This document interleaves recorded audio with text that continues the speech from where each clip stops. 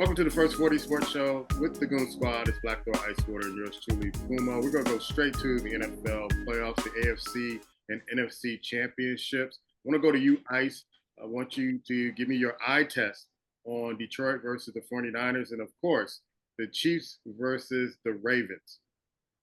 Yeah, Detroit 49ers. We all probably watching that game thought Detroit was going to stand up and they were going to make history and everything looked great and everybody's excited. What's wrong with San Francisco?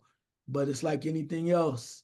You get too comfortable, you never know. And I think when you talk about they're pointing fingers now at Coach Campbell from Detroit. But I always look at it this way. Pressure bust pipes. And sometimes when you haven't been in the moment before, it's tough. I mean, we all can sit here and do the armchair quarterback thing and point, but when somebody's been there before, and Detroit was on fire. First of all, kudos to them because I was like, man, they're ready for the Super Bowl and they finally made it. But all it takes is one or two, a fumble here, right? Or a turnover here and San Francisco jumped on them, and they still were in it. But I also say this, and he may not have played a great game either from the standpoint of overall, but you got to give Purdy some love, man, because the way he was running and doing some things to keep things going and moving, he was more of a manager than he was anything else. I mean, you have some outstanding talent in McCaffrey, but you got to give him some credit because there were times you just kind of went like, I was like, I don't know. And usually he's stand back in the pocket or he gets sacked and he just took off. And I'm like, okay, he's doing what he has to do to make sure that his team has another chance. And he's not the reason why they lose. So kudos to them, but just a damn shame for Detroit. But hey, like I said, I say all the time, the Tom Brady should be the famous quote. If you don't want it, I'll take it. And that's what they did. You turn it over to us. You gave it to us. We're going to take it. The other game, Chiefs and Ravens, man. Mar came in. We're all excited about it and whatnot. But, hey, the Chiefs defense showed you who they are. And the one thing about Patrick Mahomes, I think, overall, is the factor that when it got tight, he knew where to go. He knew exactly where to go. He went to his guy, Kelsey, 11 for 11. It wasn't the most beautiful attempt or whatever, but you really have to, I get off this very quickly, you have to really, I think, give a lot of credit to the Chiefs defense and perhaps maybe the lack of offensive creativity that Baltimore showed. You held Marmar to that team to 7 points in the first half, 3 in the second half. For as much as we love to see him, Marmar, aka Lamar Jackson, throw the ball, the one thing I think really hurt them is they needed him to run.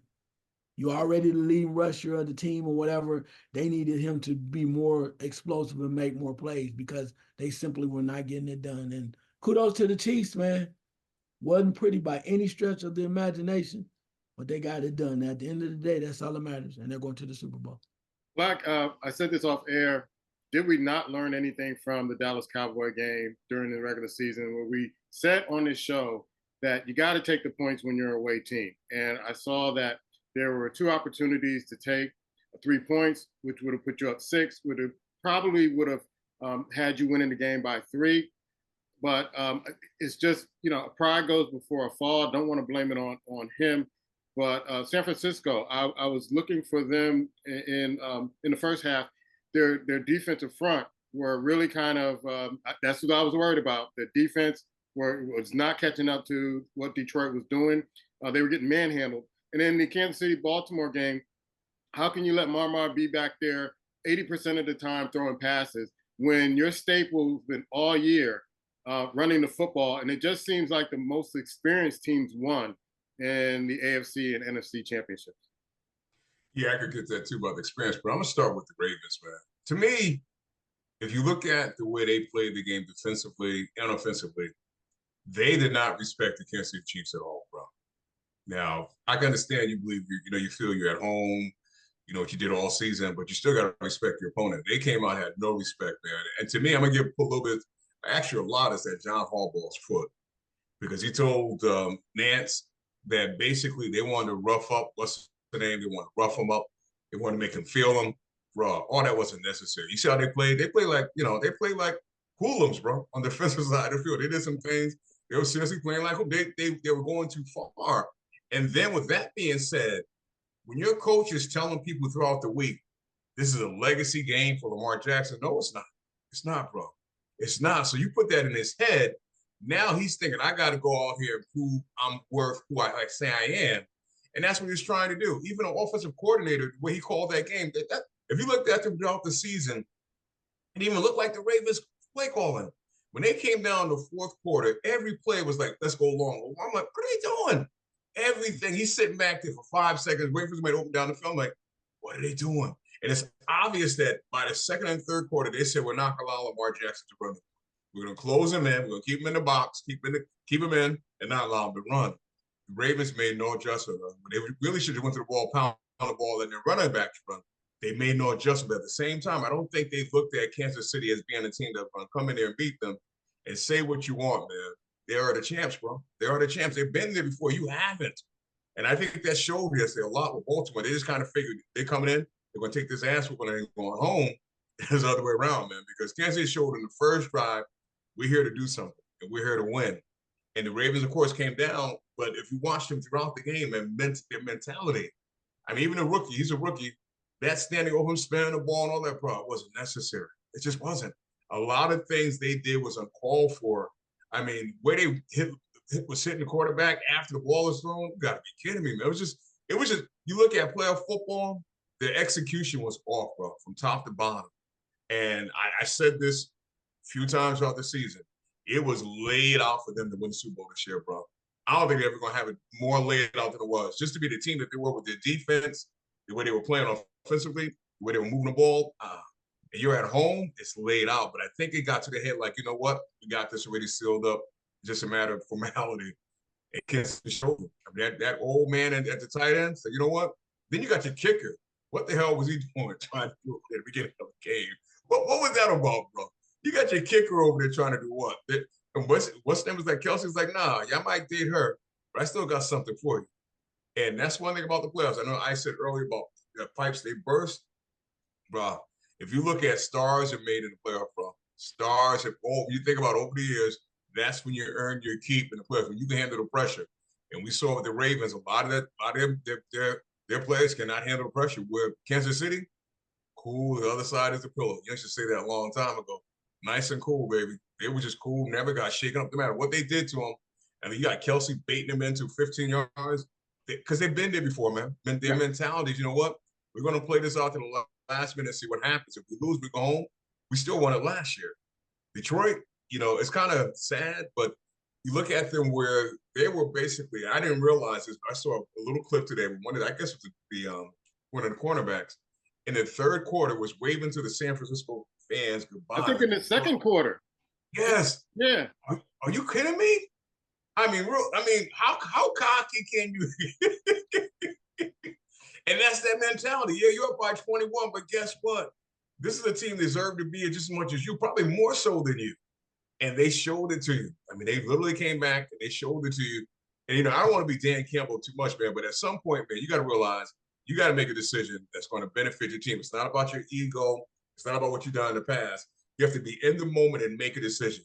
And there was a couple of times where he made decisions, to me, was not based on the moment. And that last field goal attempt, bro, you got to tie the game, bro. You got to tie the game, because if you miss it or you don't get the first down, look what happened. They come down and score or get a field goal.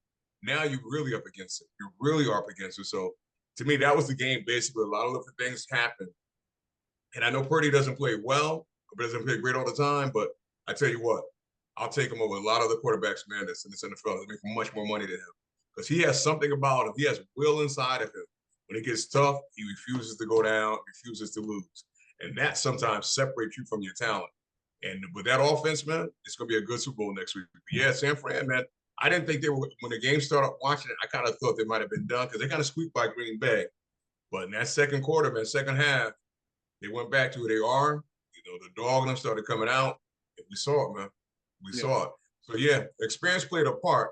But I think at the same time, I think arrogance and cockiness, man, did the Ravens and, for that matter, Detroit Lions in. Yeah, it's funny you mentioned Flowers, the receiver from the Ravens, who got called for taunting. He made a big play, just inexperienced, try to do too much, get the ball knocked out, then goes to the sidelines, hurts his hands. I'm like, within a few minutes, I'm like, dude, you gotta act like you've been there before. You gotta play with some composure. You can't let your emotions kind of run away where it takes you out the game. And so it just seemed like to me, just like you said, and I said earlier, the experienced teams, the teams that have been there before, really were cool, calm, and collected, played their game, played all 4 quarters, and they end up in the Super Bowl. I sent you to an article about how Kansas City is making a lot of money all this season. And I ain't going to say why they're making a lot of money all this season, but I'm not surprised. In the 3rd quarter, I'm sitting in the airport, and there was a call that happened, or some holding calls that weren't being called.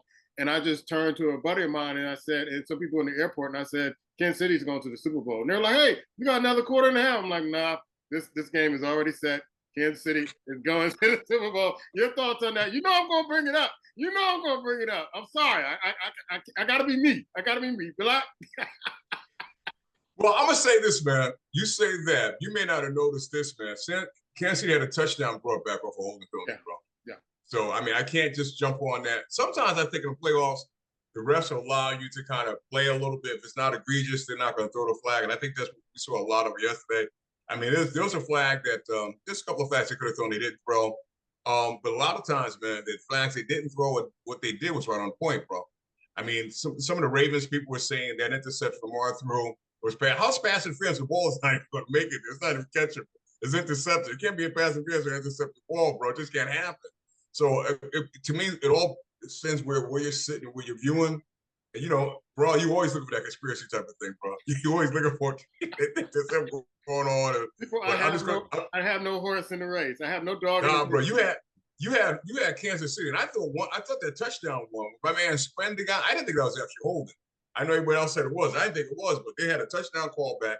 You had one lineman had 2 plays in a row back to back for holding. Another lineman we can't see. So no, bro.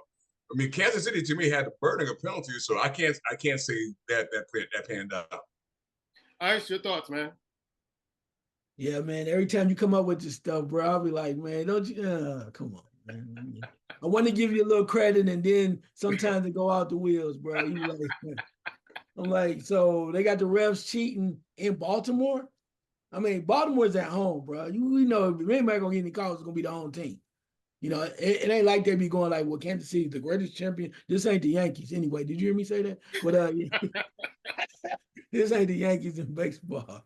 So you would think that they would cheat for the champions at home or cheat for Baltimore at home, and they didn't do that. I think Black Throw was on to something when he said that the referees kind of let the Ravens become more aggressive on defense, and they were. But they just came stupid. It's almost like watching who was that team? What was it? When Colorado played that game against Colorado State or whatever, and they clearly were winning the game, and they just got stupid because the coach was trying to, we're gonna beat the hell out of them. We're gonna beat the hell out of them. I'm like, at some point, don't you pull your guys to the side and go, look, you're playing hard, you're playing very physical, but we need to be smart, right? So when you keep adding up these penalties and what was the penalty? Or the former Chicago Bear player, Mr. Smith, jumped all the way across and pushed the guy down, and you get up. I'm like, dude, you ain't trying to win. You're not. It's just like, if I'm Lamar Jackson, I'm going over there, man. What the fuck are you doing? Yeah. All I need is one play. All I need is one more possession. We could be right here, but when they just keep doing the stupid stuff because they're trying to prove that they're men, because men get very strong, they get physical. Okay, but smart men know how to hurt you and still build inside the game so they can live to see another day on the winning. Baltimore is trying to come out like thugs, man. I was like, dang, gone. And Flowers, bruh. I'm just gonna say this. I mean, you just got you'll learn. You'll learn. You was out there excited, bouncing, clown everybody. You got the penalty, and right when it counted, your ass got stripped. Karma, bruh. And you said, and at that point, you're just like, I'm so devastated. Oh, man, shut your ass up. Anyway, you know what I'm saying? Just come on, bro. But you will learn. And I guarantee you, the way that you saw Lamar Jackson respond, that dude wasn't angry. He was mad. He was like, this was it. This is it. I was going to show everybody. And no, he was like, damn, we should have just had my tight end should have just not even played because I should have kept doing what I was doing. I know he was bitter. We'll talk about the Super Bowl next week. Of course, we have 2 weeks into the Super Bowl, but I want to ask one last question, especially with the Ravens.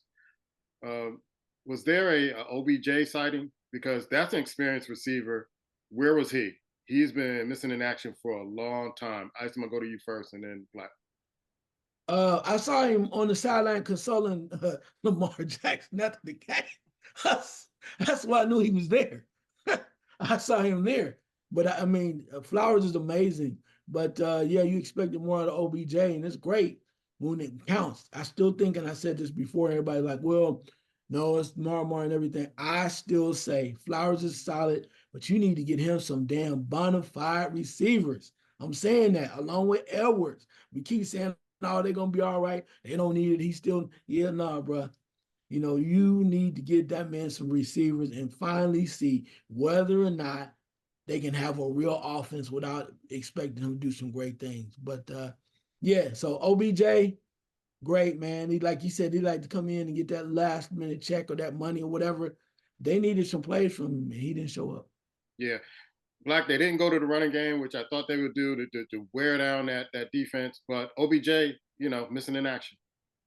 Yeah, well, one time he was slightly open and Lamar would throw him, but you're right. But you got to think again too, man. He's of his age, come back from injury. I mean, it's a nice signing throughout the season for leadership, like he did. He showed display when this game was over. But what more was you expecting to get from him, man? I mean, Ice is right, man. You gotta get yourself a young, group of talented receiver. Everyone else have one. Why else got like 2, 3 receivers they can call on? I mean, Cincinnati got a boatload of them, bro.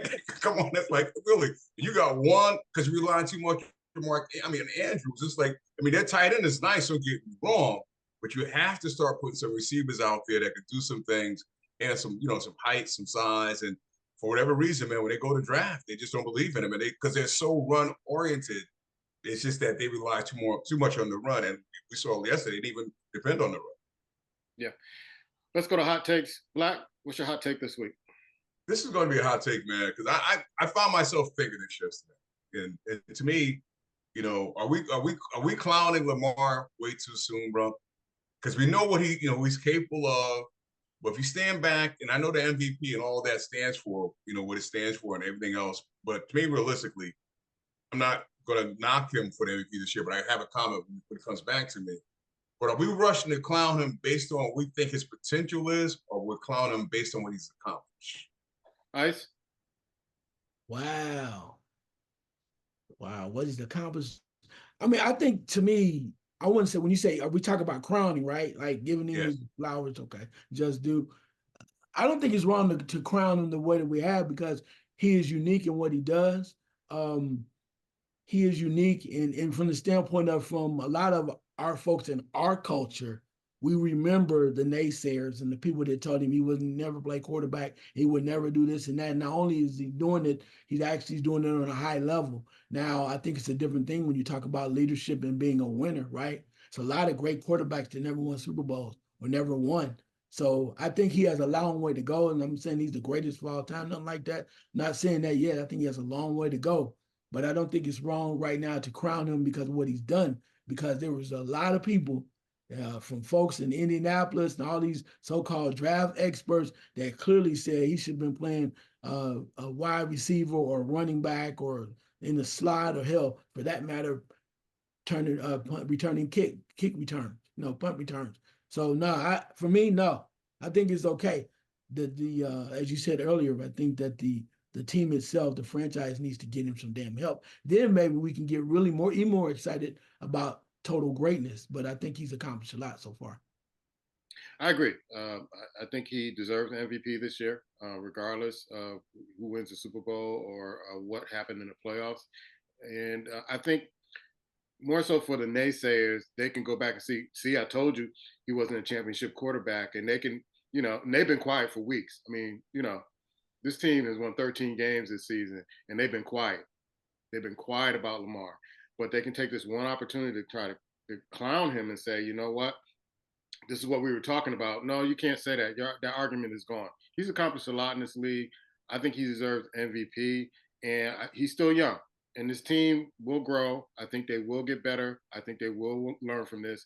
And I expect Lamar Jackson, even though I think Patrick Mahomes is the best quarterback in the league right now, I expect Lamar Jackson to get over the hump with the Baltimore Ravens and them being in the Super Bowl and getting at least one trophy in the Super Bowl. Black? Yeah, I mean, I can't disagree with either one of you, but there's a part of me that's like, I think sometimes we are giving him more than what we probably should. And you're right about what people said about him coming out in the draft. He succeeded all that. And I'm not trying to be part of the naysayers, but at some point, bro, when I look at him yesterday, now look at me, I know Kansas City defense was cool.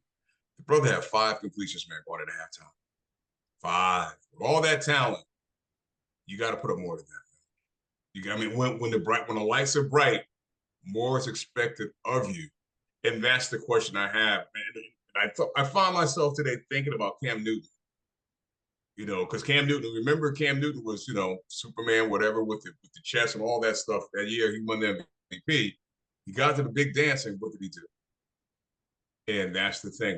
Where did Cam Newton? Not saying this is Lamar's road, but what was Cam Newton after? So my point is, sometimes because of all that you two spoke of, we're putting the crown out there maybe a little too soon. All I'm just saying is, man, Lamar, make it happen, bro.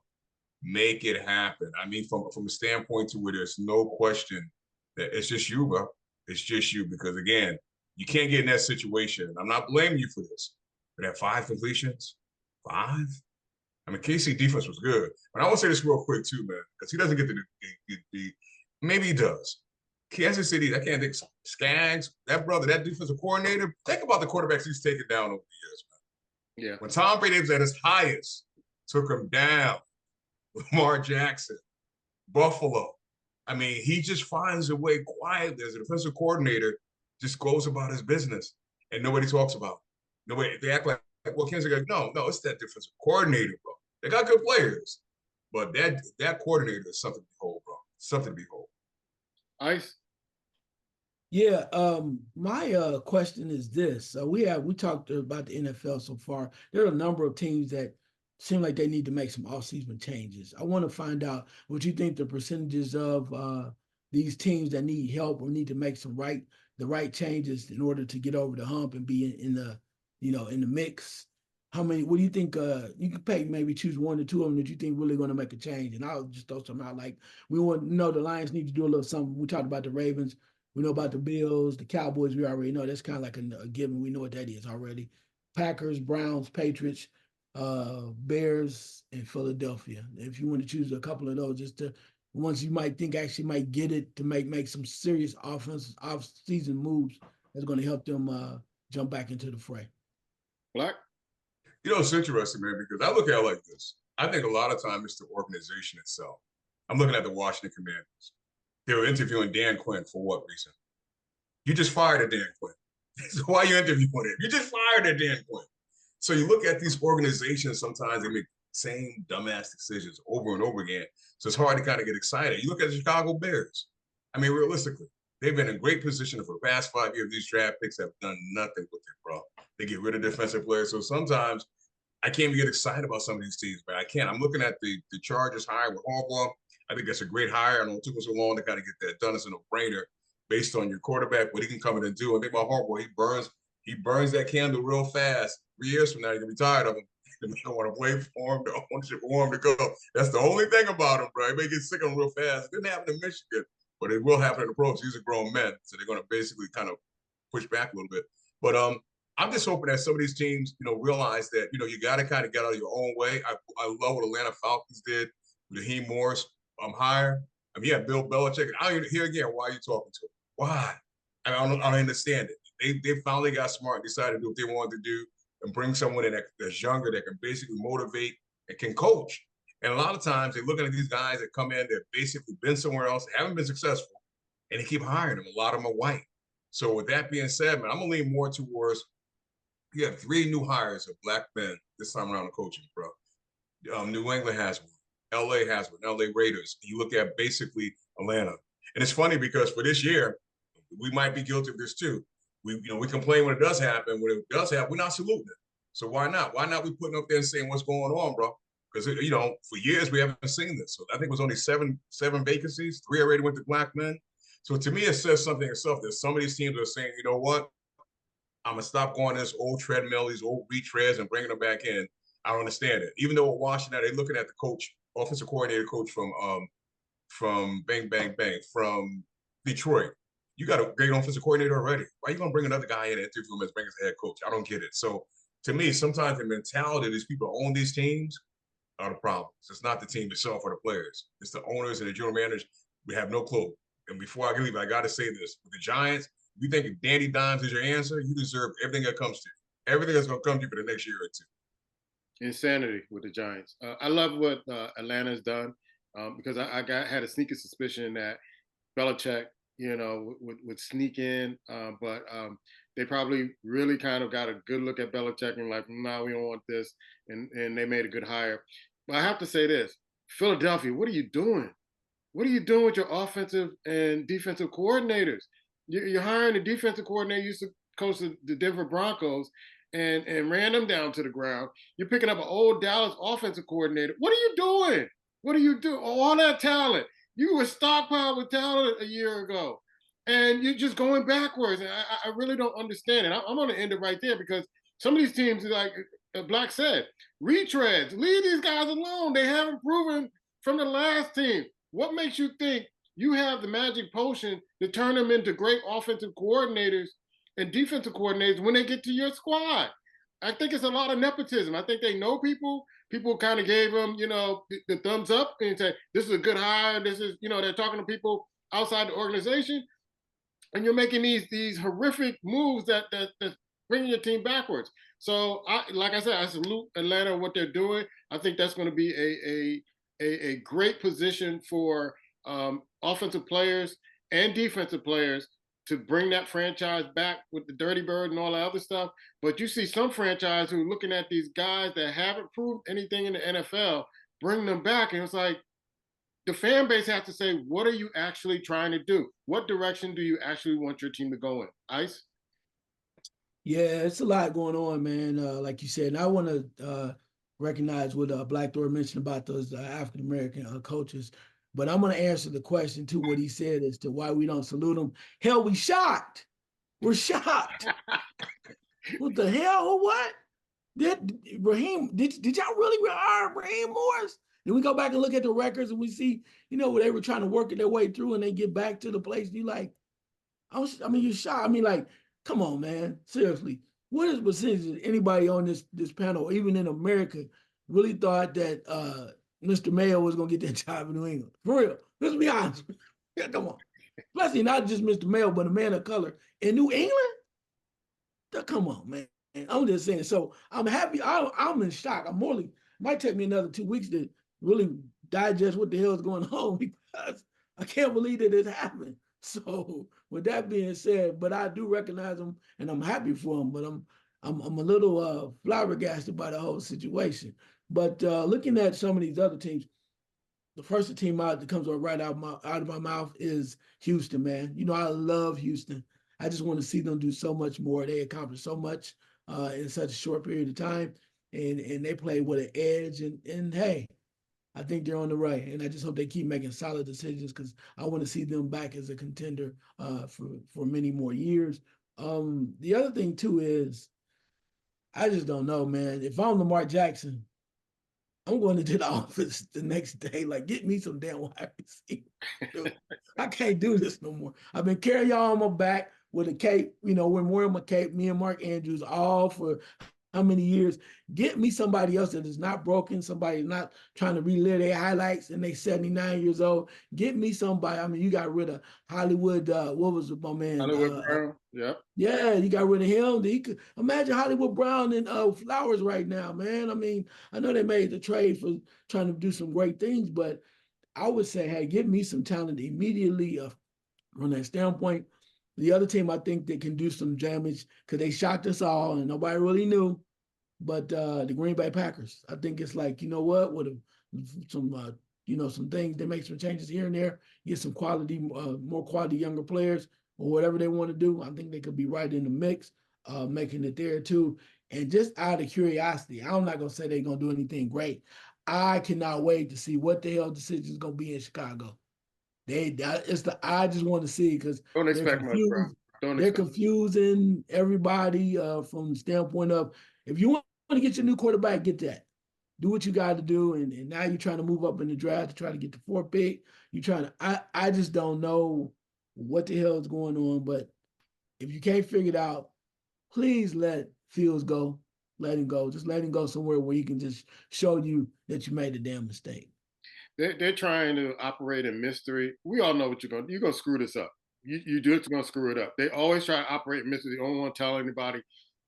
If you've been here in Chicago, you know they're gonna screw this up, and then they're gonna find a scapegoat. So if Justin Fields is gone, maybe the coach will be the new scapegoat because he got rid of all his coordinators, and it ain't him. It was all the coordinators. Now, when he gets the coordinators he wants in there, let's see what happens. We know what's going to happen, Chicago. You know, and I know. Let's go to NBA basketball. The eye test got the Celtics still leading in the Eastern Conference. Those Knicks put a pounding on the Denver Nuggets. Last time we did Denver Nuggets. The Denver Nuggets, they beat them by 38 points. Yes, Black, you need to start paying attention to the Knicks. I know you don't like them anymore, but just pay attention. You got the Celtics, the Bucks, the Sixers, the Knicks, 8-2 in their last 10. You got the Cavaliers. Watch out for the Cavaliers, 9-1 in their last 10, followed by the Pacers, Heat, and who've been playing a little bit better lately, and the Magic at number 8 in the West. You have, of course, the Thunder overtaking first place, followed by the Timberwolves. The Clippers still keep inching up with an 8-2 record in the last 10. Denver Nuggets are 4th with a 73 record in the last 10. Followed by the Kings, the Suns, the Pelicans, and then the Mavericks. Your eye test, Ice. Yeah, I'm going to go at straight out the box. Let's go to this West. OKC. Number 1 in the West, baby. Young boys running. Love it. Not sure how long they're going to last, but right now, today, numero uno. Minnesota's number 2 in the West. Clippers number 3. Clippers say, y'all say we can't play together. We got too much money. We fighting amongst each other, but we number 3 right now. So what y'all saying? And we're close to the All-Star break. Denver dropped to 4, but Black Store's favorite team. They still gonna be around. They gonna still make a run. You know how that is. Sacramento at 5, doing real well. Phoenix at 6. Wow. So they trying to get that, turn that around a little bit. Surprised by that. Number 6. New Orleans is 7. That's another surprise. And Dallas hang around at 8. Dallas, like Kyrie, somebody told me the other night that Luka had like 70. Yeah. And they're like, oh man, he's doing this thing. And I said, I bet you Kyrie didn't play. Yeah, he did. And they looked at the box. No, he didn't. I was like, Kyrie ain't letting that happen. You ain't dropping no damn 73 with Kyrie on the court. You out your rabbit ass mind. The only person he gonna defer to like that will be LeBron James. He's never gonna defer to nobody so he can drop 70. Oh no, I'm telling you, he played. I said, look at the box score. Oh, you right. I said, man, please, it's Kyrie. Kyrie is not letting nobody. Don't care. Julius Erving can come back. He be like, yo, Doc, you have to watch me work, bro. Watch me work. Moving over to the East. He's a brand new world. Be free, bro. I love it. Moving over to the East, as you said, Boston is number 1, doing what they had to do. Milwaukee, Doc Rivers is over there now. Jury's still out on that. Philly is 3rd. I'm gonna give it up. It might just be window dressing, but the Knicks are number 4.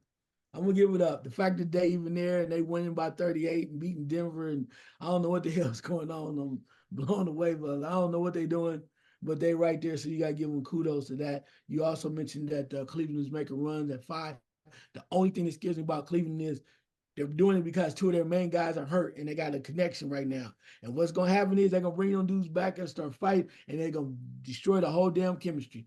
A la Orlando back in the day when they had that running with Skip to Malou, and everybody was playing their butts off, and then you want to throw back in Jameer Nelson, Mr.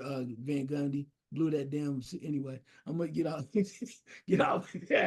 that madness. But the other thing I'm really excited about, it seems like this fit is coming along. Last but not least is number 6, Indiana. My boy Siakam is coming to play, baby. That power forward that they need, right there on point. I ain't saying they're gonna win it all, but you don't want to see them because they can bring your boy out the bench. Puma, you see that? Yeah. Your boy coming out the bench so he can stay out of trouble. He coming out the bench. Black, it was a game over the weekend with the Lakers and Golden State, where the Lakers, what was that, 46 free throws or whatever to 16 with Golden State. And I'm going to say what you said. Who's that guy that played with the Lakers? Yeah, eye test, man. You know, it was amazing. 2 nights before, the Lakers were playing somebody. He was on a bench with a sprained leg because he knows Saturday night's going to be an ABC. He's going to go out there and do. I mean, come on, man. That's LeBron league. That when it comes down to the NBA and ESPN, it's his league. And that's what we're going to get, bro. Golden State, LA ain't going nowhere this year. So I don't know why they had him on prime time in the first place. But we got to see that nonsense. Anthony Davis, I'll take off 2 quarters. Oh, I got a hip flexor. Then you run up and down the court like ain't nothing wrong with you. Go sit your old ass down. I'm tired of the Lakers. I'm tired of it. But I'm gonna keep this kind of short, man, because I think we all work with people we don't like. At some point, you work with somebody, guess what? You still got a good job. It's like Milwaukee Bucks. You fired a head coach to have you in second place because the players don't like him. And you brought in the lovely guy that everybody just loved and you can't win a damn thing. Bro, I don't get it. I mean, I'm sorry. I'm reading and I'm going, but they don't like him. Then you got the players picking. They wanted Doc. That's what they wanted. As an ownership, that's what you're giving them. I understand you try to keep the Greek free, but you're number 2 in the East. You're number 2. This guy had to be doing something right. Something. I'm sorry, man. That just shows to me how the NBA players are basically catered to. They're coddled. You look at what's them. They came from Portland. Bro, start playing some defense. Not in Portland anymore. How about that? And maybe the coach didn't like that. Play some defense, Lillard. Oh, you don't know how? You've been in the league this long, you don't know how? You really don't? I mean, learn this video. Go to YouTube. We all go to YouTube, learn how to box out, play defense. Man, do it. But I've never seen it with you. I'm sorry. You don't like the coach. Let's get him fired. I'm not saying it never happened before. I remember it happened years ago in LA, the Lakers. And guess what? When Pat Riley came in, they went like here. So Milwaukee, you ain't got no excuse now. Y'all got to win this, boss. And you can't come up short no more. You can't. I don't want to hear anything. Because when it's done before, the teams were here. Same thing in Cleveland. When LeBron got that head coach fired, guess where they went? They went here. So now, mediocre is not going to cut it anymore, big freak. Go get it done. Go get it done. Because I don't hear nothing else, man. You fired, got a man fired, not to mention a brother, fired for doing this job because you don't like him. He didn't bring bagels in the morning. He didn't allow y'all listen to rap music. Whatever it is, bro, he didn't allow you to do you don't like it. Grow the fuck up. Yeah, when Milwaukee made this move, because I was like, oh, man, they're going to grab Doc Rivers. And I want to see their faces and hear their comments after they get to the playoffs and Doc Rivers does Doc Rivers and they don't get to the championship. I want to hear how they feel then. And maybe you should have kept the coach that you had. But Doc Rivers has a bad track record. He's a likable guy. I like Doc Rivers. But sometimes as a coach, I don't think he's one of the best coaches. I remember talking to our girl Picho. It's like he doesn't do time management well. He's going to let Greek Freak play all the minutes he wants, run him down, and he ain't going to have nothing left in the playoffs. It's like when he was with Philly, time management was not a particular good characteristic he had with that team, and they just ran down at the end of the season. So he'll let you play as long as you want. He's a player's coach. That's what they want. They want a player's coach. But how do you fire a guy who got you to 30-13 because you don't like him? He's trying to do what's best for the team. You don't want to get off the court, and so you complain to the ownership. You have them come watch a practice to see what he's doing, and then they pull the trigger and get him out of there. See how you like Doc Rivers and how that goes when he lets you do everything you want to do, and then you come up short. Real quick, boom, if you don't mind me saying this, man, look at Nick Nurse, what he's done with that team, bro. Yeah. They were playing Saturday night against Denver, Saturday night in Denver, without Maxey, without Embiid. Look what they're doing. That's coaching, bro. Yeah. Nick Nurse is a coach. If Doc Rivers, they'd have been losing by 50. That was Doc Rivers. You gotta be kidding me, man. Let's go to NCAA basketball. We won't have any spotlight players this week, but UConn still is number 1, followed by Purdue. North Carolina bumps up to number 3, followed by Houston. Tennessee, Wisconsin is bumped up from 13 to 6. Duke is bumped up. They were 12 last week. They bumped up back to 7. Kansas is number 8, followed by Marquette and Kentucky. I test on college basketball, man. You know what? Some things you ain't got to say, because some people are naysayers and they don't believe the hype. But when you start seeing the rankings change, right? I ain't gonna say I told you so, because things are just happening right away. Then they're gonna start adjusting their notes and stuff. But mighty Kansas is number 8. Duke is 7. What we talking about now? Duke is 7. Every time they lose, I hear somebody go, "You already talking about Duke? You already talking about Duke?" I don't know. Wonder who that is, but. North Carolina's number 3? Number 3. How that happen? 15 and 3. So and they're making me believers. They're playing tough basketball. They're making a lot of things going on. Marquette is 9, Kentucky 10. It's just Arizona's 11. So a lot of teams are jumping up and that you didn't really think were going to be here right now. One of those perfect examples is the number 6 team in the nation. That's Wisconsin. Yeah. I'm like, wow. Very quietly. Yeah. Wisconsin's coming there. And, like we said, the one Achilles heel for Houston is always those free throws. And it seems like it's coming to roost early. So we don't know what the hell that they're going to get through their conference tournament. But I will say the last games they played, they've been hitting those free throw shots at the end of the game to pull them out. I have to give them credit. They've been practicing. I hear you on that, but like I said, I saw a couple games that they lost, and I'm sitting there going like, we know it's going to happen in the tournament. It's kind of like watching the Purdue guards, when you know that the Purdue guards are really good or can be good, but then you also know one night they can have a bad night and they can be that 2 seed and lose to a 15 seed, even though they lost to 16 last year. So yeah, I think it's wide open. I think it's great. Keep some things off kilter. Like there ain't gonna know which way to go, and I love it. Because now you got to pick and choose. So Puma, I know y'all have discussions off air, and you be telling me stuff. So if you want to, you go right ahead. No. Another team folks need to watch is Iowa State. They were ranked 23rd, and now they're ranked number 12. That's a team to watch out for. Kentucky kind of let me down last week. They took a loss. As Roach goes, the guard from Duke, is where if he goes and he does well, that team does well. And that's the team to watch. But I've been watching North Carolina, but I want to see how they play in that first Duke and North Carolina game to see whether or not they for real or not, because they're still that team that can shoot really well. They really kind of manhandling the boards, and once they do that, that's the staple of North Carolina basketball. UConn, it's a whole new different team from last year's team, but they're winning in a different way, and I gotta like it. I gotta love it. Illinois, and one more team, and I'll get to black. Illinois, they dropped the game. And they were at number 10 last week. They dropped to 14. But I'm looking for them to learn from their mistakes from the last loss they took to get back in the top 10. Black? Yeah, man, UConn, you're right. Totally different team, but the coach hasn't played, man. These cats are playing. They're hanging around number 1. And I don't know why they should put what's name in the top 4 right now. Just put Duke in the top 4 so they can be there by March. Man. Just leave them, no matter what they want to lose, leave them right there. I'm not convinced yet. I did get a chance to watch North Carolina play a little bit. I got to see it a little bit more, man. I think they might be seated a little high, but I do like what you said about Iowa State. You're right, man.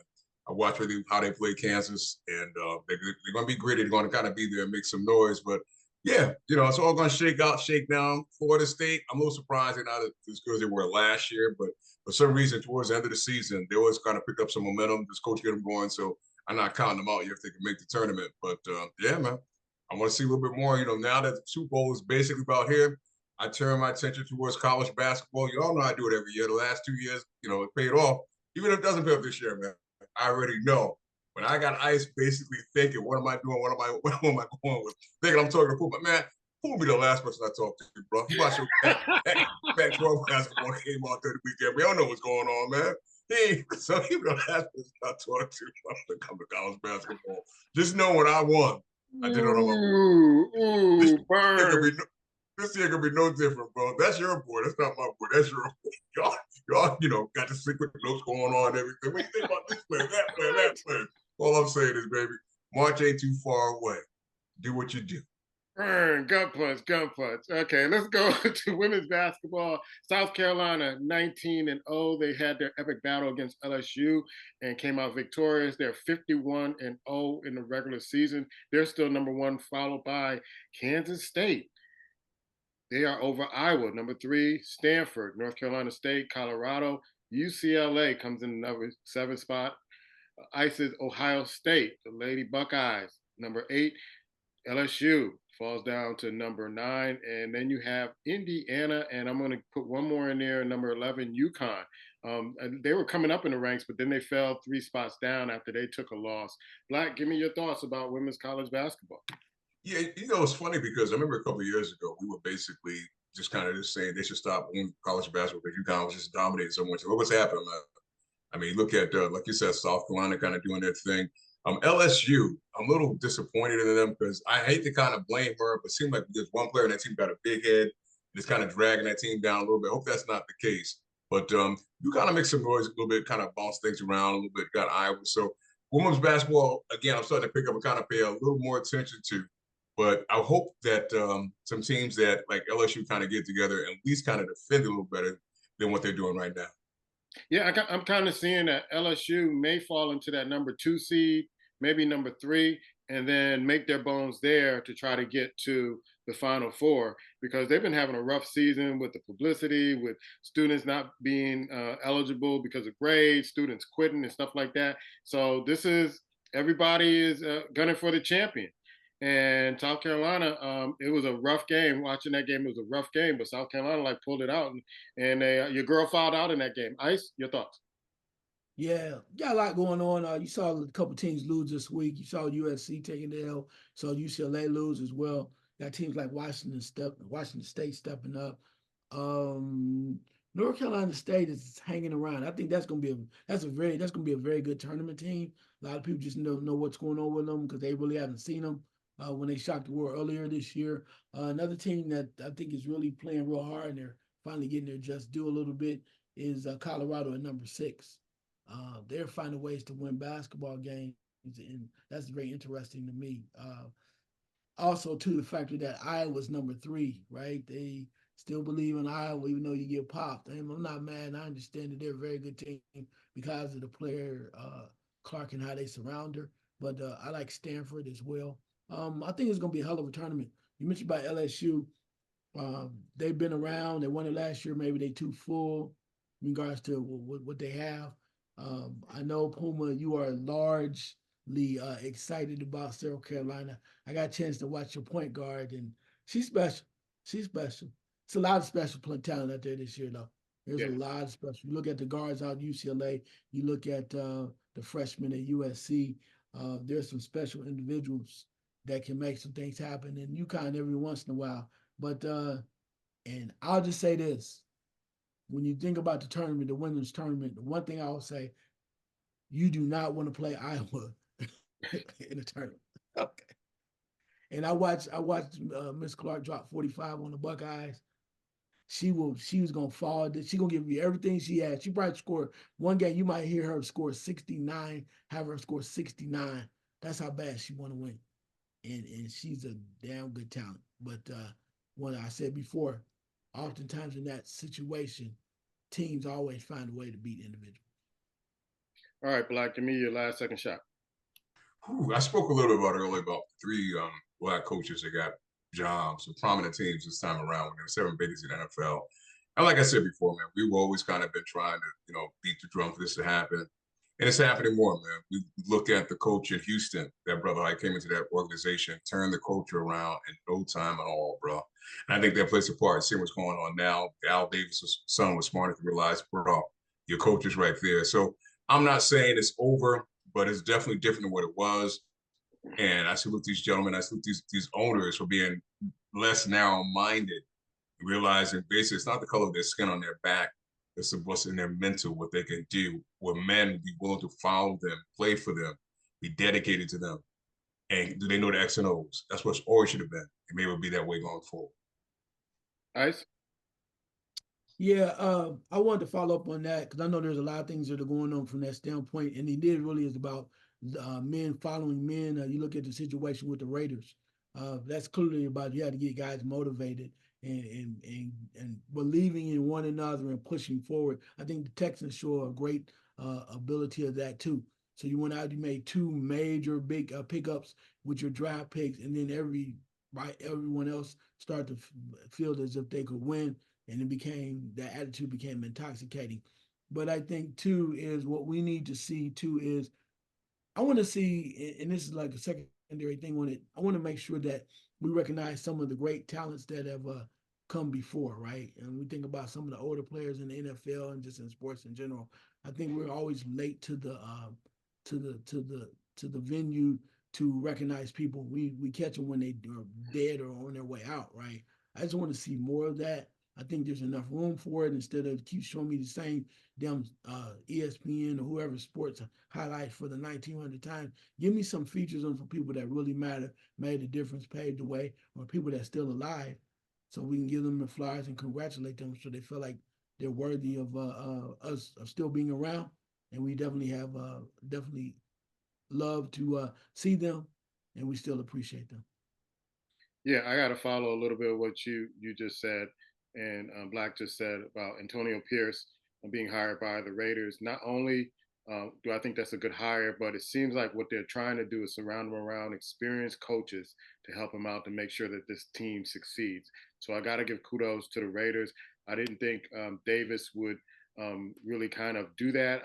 I just thought he would just give him the job and like, okay, you do what you want. But they're really making an effort to put him around experienced coaches that will help him and push the Raiders back to where I think the Raiders should be. They should be in that AFC contending against the Kansas City Chiefs and the Chargers and the Broncos. So salute to the Raiders.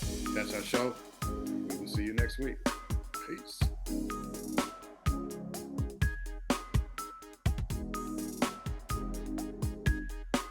You know, I agree from time to time. He says some things that I'd be like, yeah, this brother's on point. Then he said some things that were like, bro, what are you talking about? He said that Dallas should fire McCarthy and bring in Deion Sanders. Bro, come on, man. Deion ain't ready for that yet. The Dallas Cowboys? Could you imagine? You put Deion on the sideline of the Dallas Cowboys. Bro, you wouldn't win 6 games that season.